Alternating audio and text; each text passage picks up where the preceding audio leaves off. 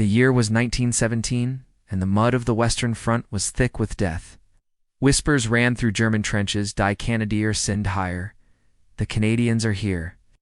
To the enemy, those words meant one thing: chaos was coming.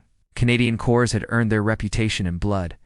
They were volunteers, farm boys, lumberjacks, minersmen, who knew how to survive in the wild, how to shoot straight, and how to fight with a kind of grim determination that shocked even hardened soldiers.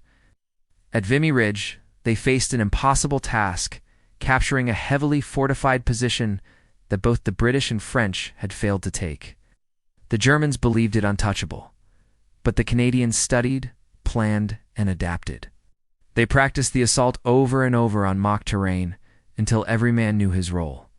Then, in the gray dawn of April 9, 1917, under sleet and machine gun fire, they rose from the trenches and advanced. The artillery rolled ahead of them in perfect rhythm, a deadly dance called the creeping barrage, and when it was over, Vimy Ridge belonged to Canada. The Germans couldn't believe it. From that day forward, they called the Canadians storm troops.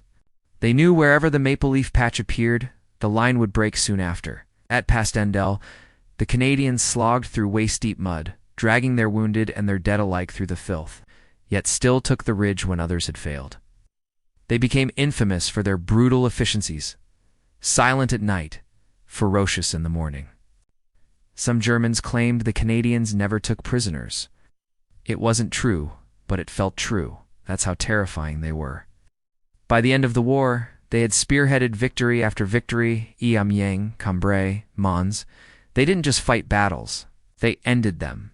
So why were the Canadians so feared during World War I? Because they weren't supposed to be that good.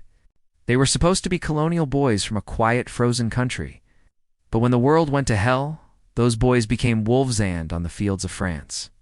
Everyone learned to fear the howl of the Canadian Corps.